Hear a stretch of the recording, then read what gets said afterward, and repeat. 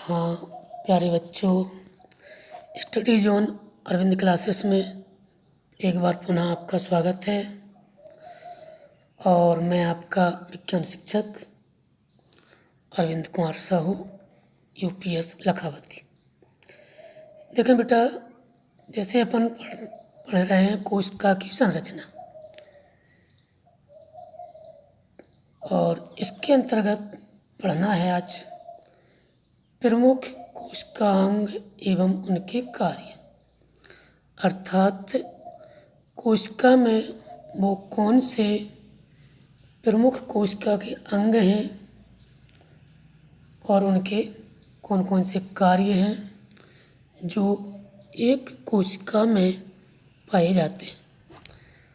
तो चलें देखते हैं वो प्रमुख कोशिका के अंग। तो सबसे पहले बात करते हैं नंबर 1। हम देख रहे हैं कोशिका झिल्ली। नंबर 1 कोशिका झिल्ली, इसको बोलेंगे सेल मेम्ब्रेन। ठीक है, तो यह प्रत्येक कोशिका में चारों ओर पाई जाने वाली झिल्ली है जो कोशिका को स्थिर रखती है। जैसे किसी भी कोशिका के चारों ओर ये झिल्ली है, तो इसके कोशिका के अंदर जो पदार्थ हैं उनको एक साथ बांधे रखती है और अंदर और बाहर पदार्थों के आदान प्रदान को भी नियंत्रित करती है। ठीक है, और यह सभी कोशिकाओं में अवश्य उपस्थित रहती है। अर्थात यह कोशिका झिल्ली जंतु कोशिका में भी पाई जाती है और पादप कोशिका में भी, अर्थात एनिमल सेल में भी प्रेजेंट है और प्लांट सेल में भी यह प्रेजेंट है। जंतु कोशिका झिल्ली सभी कोशिकाओं में पाई जाती है। नंबर 2 स्थान पर ये जो लिखा है कोशिका भित्ति, इसको अंग्रेजी में कहेंगे सेल वॉल। कोशिका भित्ति यह केवल प्लांट सेल में पाई जाती है, पादप कोशिकाओं में पाई जाती है। पादप कोशिका में, जंतु कोशिका में कोशिका भित्ति नहीं पाई जाती है। तो देखिए बेटा, एक तो यहाँ पर अंतर यही हो गया, जंतु कोशिका और पादप कोशिका में एक अंतर भी हो गया कि जंतु कोशिका में केवल कोशिका झिल्ली पाई जाती है, जबकि पादप कोशिका में कोशिका भित्ति अर्थात सेल वॉल भी पाई जाती है। जंतु कोशिका में सेल वॉल नहीं पाई जाती, सेल वॉल केवल पाई जाती पादप कोशिका। अंतर एनिमल सेल और प्लांट सेल में अंतर हम बाद में डिस्कस करेंगे, तो हाँ ये बात आपको दिमाग में रहनी चाहिए। चलिए, तो प्रमुख कोशिकांग जो अपन देख रहे थे उनमें एक देखा अपन ने नंबर 1 कोशिका झिल्ली अर्थात सेल मेम्ब्रेन। नंबर 2 कोशिका भित्ति अर्थात सेल वॉल। आगे देखते हैं।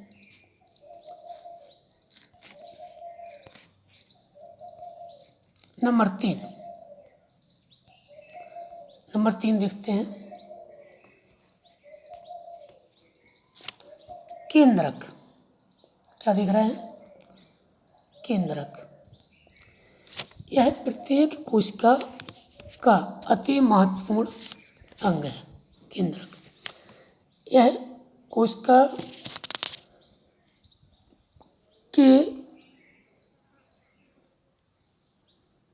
रचना, कोशिका के कार्यों पर नियंत्रण भी रखता है। ठीक है, इसको बोलते हैं न्यूक्लियस। और देखा जाए तो जंतु कोशिका में यह न्यूक्लियस लगभग कोशिका के मध्य में रहता है। जैसे कोशिका है तो इसके लगभग मध्य में रहता है, किंतु पादप कोशिका में यही केंद्रक परिधि की ओर अर्थात किनारे की ओर रहता है। तो यह तो जंतु कोशिका और पादप कोशिका में एक और अंतर होगा है। और इस केंद्रक का कार्य कोशिका की वृद्धि एवं विभाजन करना है। यह पूरी कोशिका की रचना व कार्य पर कंट्रोल भी रखता है। ठीक है, चलिए नंबर चौथा अब आते हैं कोशिका द्रव्य। यह भी कोशिका का एक महत्वपूर्ण कोशिका अंग ही कहा जाएगा। कोशिका द्रव्य जिसे बोलते हैं साइटोप्लाज्म। क्या बोलते हैं?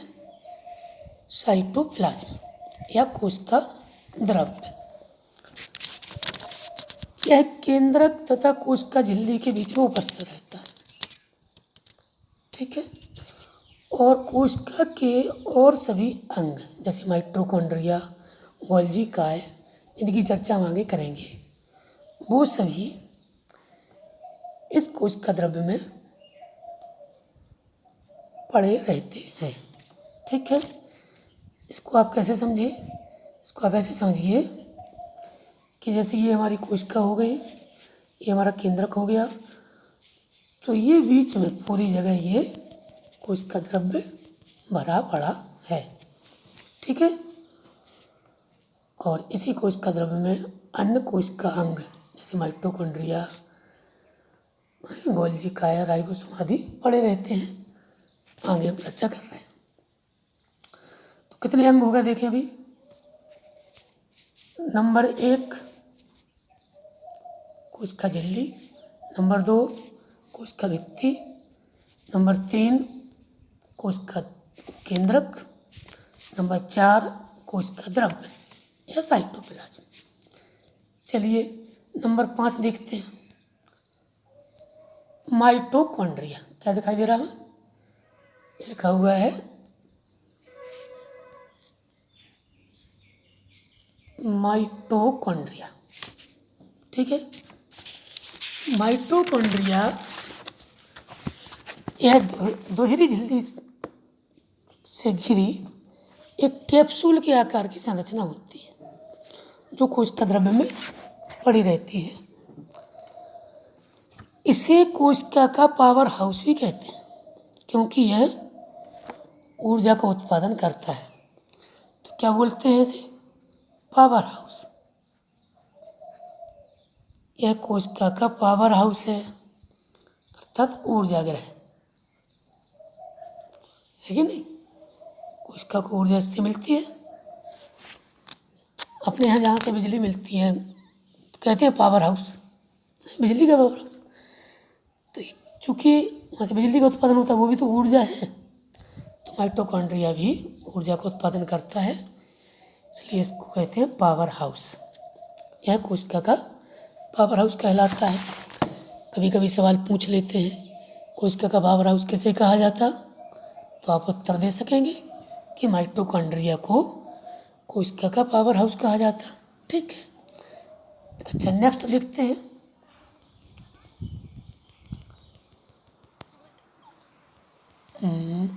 ये देखते हैं हम नेक्स्ट, हरित लवक। क्या लिखा हुआ है? हरित लवक। इसको अंग्रेजी में बोलते हैं क्लोरोप्लास्ट। यहाँ हम एक महत्वपूर्ण बात बताने जा रहे हैं कि हरित लवक केवल पादप कोशिकाओं में पाया जाता है, जंतु कोशिकाओं में हरित लवक नहीं पाया जाता। और पादप कोशिकाओं में भी प्लांट सेल में यह केवल हरी पादप कोशिकाओं में पाया जाएगा। हरी पादप कोशिकाओं में पाया जाएगा। ठीक है, क्यों? इसका काम है प्रकाश संश्लेषण करना। ठीक है, तो हरी पत्तियाँ होती हैं, उनकी कोशिकाओं में क्लोरोप्लास्ट पाए जाते हैं और जिस वजह से पत्तियाँ प्रकाश संश्लेषण की क्रिया द्वारा भोजन बना पाती हैं। ठीक है, तो हरित लवक भी केवल हरे पौधों में पाया जाता है और और हरे पौधों की कोशिकाओं में पाया जाता है। जंतु कोशिकाओं में हरित लवक या क्लोरोप्लास्ट नहीं पाए जाते। चलिए नेक्स्ट चीज़ की जो हम चर्चा करने जा रहे हैं वो देखें आप, वो है तारककाय। क्या है वो?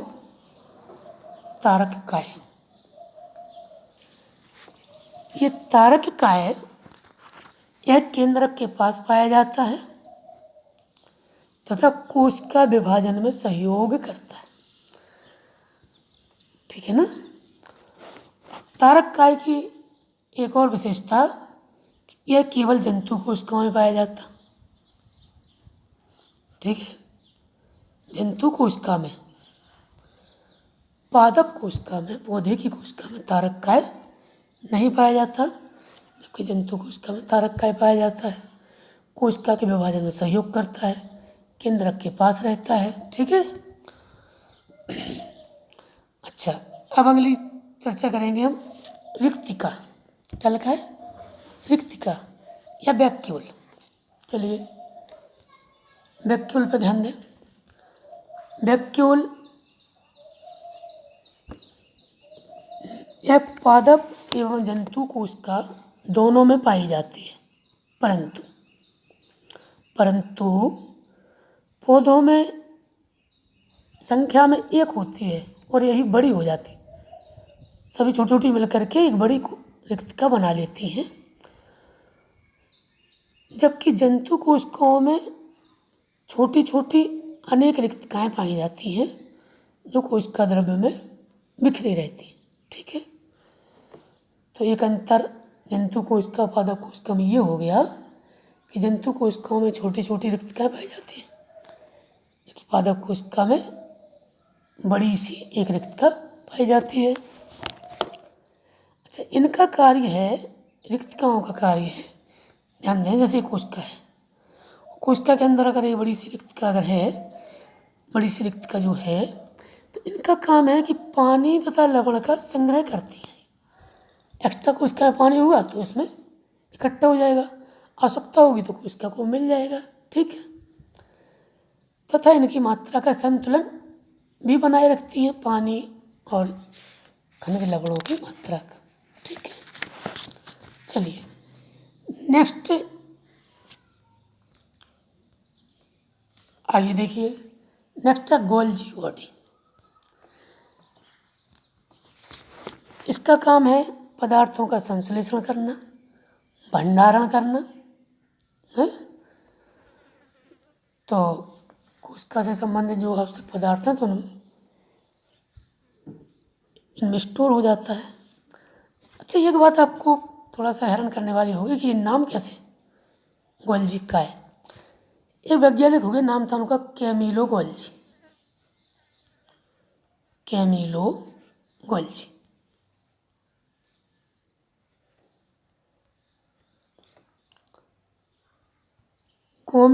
कैमिलो गोल्जी ने इसकी खोज की थी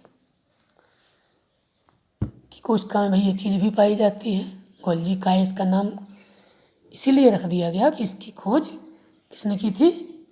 कैमिलो गोल्जी ने। ठीक है। अब बात आती है लाइसोसोम की। चलिए, ये लाइसोसोम है। लाइसोसोम का कार्य है कोशिका में आने वाले पदार्थों को पचाने का काम करते हैं। ठीक है। तो अच्छा, हम जो भोजन करते हैं तो लाइसोसोम उसको पचाने में भी सहयोग करते हैं। एक बात मैं आपको बता दूं, यदि कोई व्यक्ति लंबे समय तक भूखा रहता है तो फिर उसको ऊर्जा कहाँ से मिल पाती? ऊर्जा मिलने में कठिनाई है और वह व्यक्ति कमज़ोर भी होने लगता है। इसका कारण है कि उसकी कोशिकाओं में जो लाइसोसोम पाए जाते हैं वो लाइसोसोम शरीर की अन्य कोशिकाओं को ही या मृत कोशिकाओं को खाने लगती है और इनको खा करके वो शरीर को ऊर्जा देती है। ठीक है ना, ताकि हम उतने समय तक भूखे रह सकें। लाइसोसोम का मुख्य काम भोजन को पचाने का काम है। चलिए अब दो आवश्यक कोशिकांग और रहेगा जिनकी हम चर्चा कर रहे हैं, राइबोसोम और अंतःप्रदब्बी जालिका। देखिए,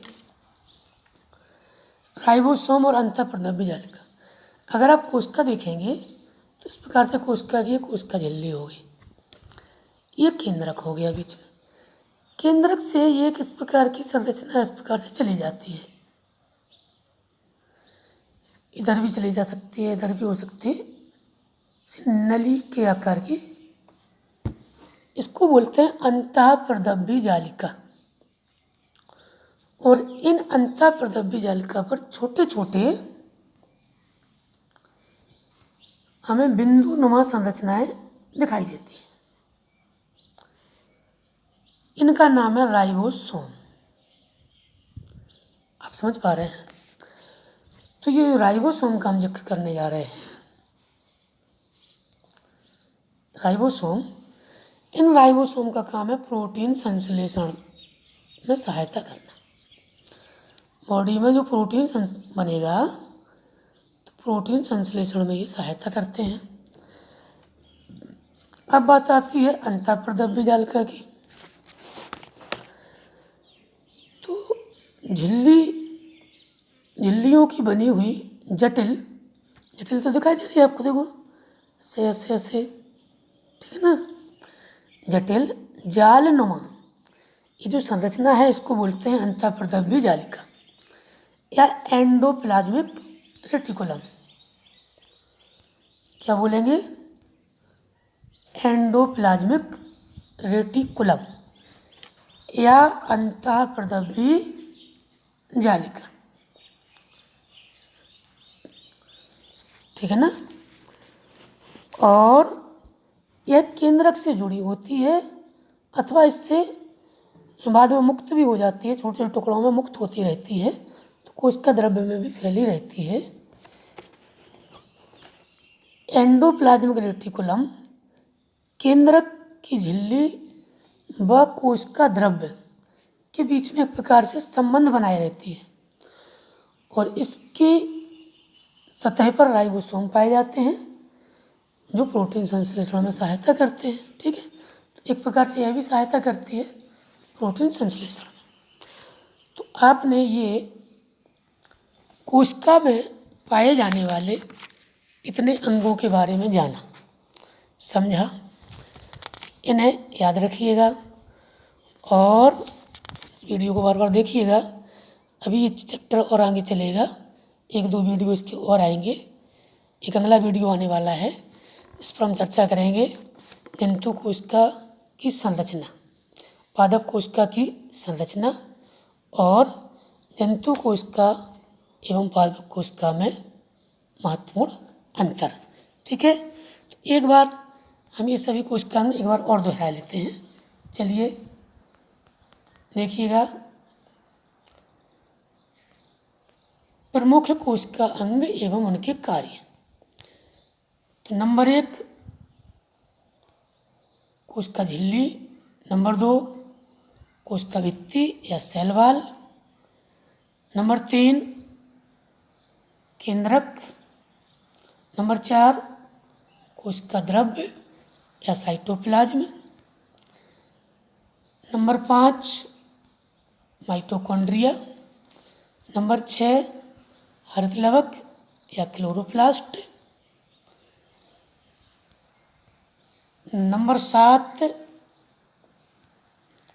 तारककाय या सेंट्रोसोम, नंबर 8 रिक्तिका या वैक्यूल, नंबर 9 गोल्जिकाय या Golgi body, number 10 lysosome, number 11 ribosome और नंबर 12 अंतःप्रदब्बी जालिका या एंडोप्लाज्मिक रेटिकुलम। तो यह कोशिका के प्रमुख अंग हैं। तो ये चैप्टर आज पूरा हुआ। आज अपन ने इसके बारे में जाना, प्रमुख कोशिका अंग एवं इनके कार्य। चलिए, धन्यवाद आप सभी को।